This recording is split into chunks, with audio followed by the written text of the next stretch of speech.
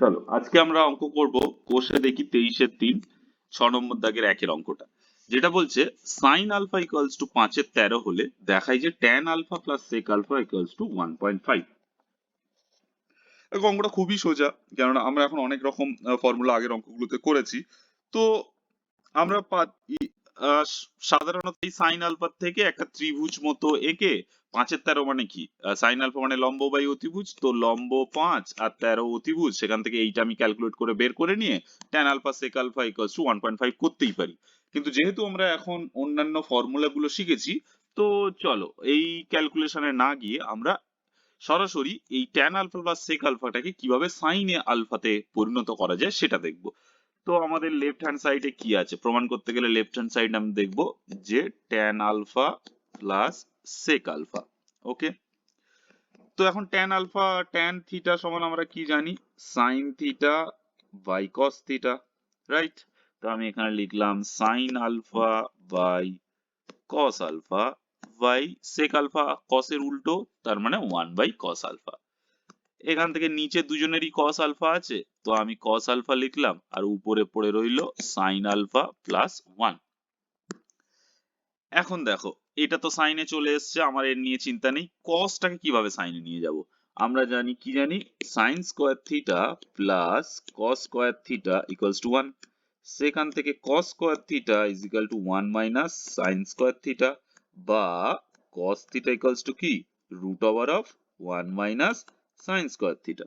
ওকে, তো এই কস এর জায়গায় আমি যদি 1 মাইনাস সাইন স্কোয়ার থিটার তার হোল রুট যদি বসাই, তাহলে জিনিসটা কিরকম দাঁড়ায়, এরকম আসছে sine alpha plus 1 by root over of 1 minus sine square alpha. এখন দেখো পুরো জিনিসটাকে আমি সাইনের আকারে আনতে পেরেছি, যেখানে আমি সাইনের মান জানি 5-13, পুরো বসিয়ে আমরা ক্যালকুলেশনটা করে নেব। তো 5-13 আমি যদি লিখি 5-13 plus 1 by root over of 1 minus 5-13 তার হোল স্কোয়ার সমান সমান এখানে কি পাচ্ছি 5 plus 13 by 13 by root over of 1 minus 5 square হচ্ছে 25, 13 স্কোয়ার হচ্ছে 169। নেক্সট লাইনে আমি কি লিখতে পারি, 5 আর 13 কি হচ্ছে, 5-13 18, 18 13 by root over of 169 minus 25 by 169।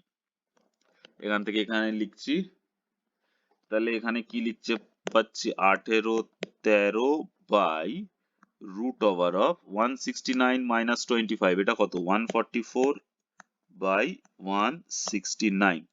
এটাকে যদি রুট থেকে বের করা হয় 18 13 বাই 144 এর রুট কত 12, আর নিচে 169 এর রুট কত 13, তাহলে এখান থেকে এটা সোজা করলে 18 13 ইন্টু 13 বাই 12, কেননা এটা নিচে আছে, এটা উপরে যখন গুণ করতে যাবো তো উল্টে যাবে, 13টা উপরে চলে গেল 12, তো 13 13 কেটে গেল, আর 18 আর 12 কত দিয়ে 6 দিয়ে কাটলে এটা 2 এটা 3, তাহলে হয়ে গেল 3 এর 2, যেটা কিনা 1.5।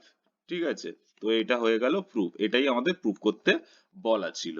এখানে কি আছে 1.5, এটা আমাদের প্রুফ হয়ে গেল।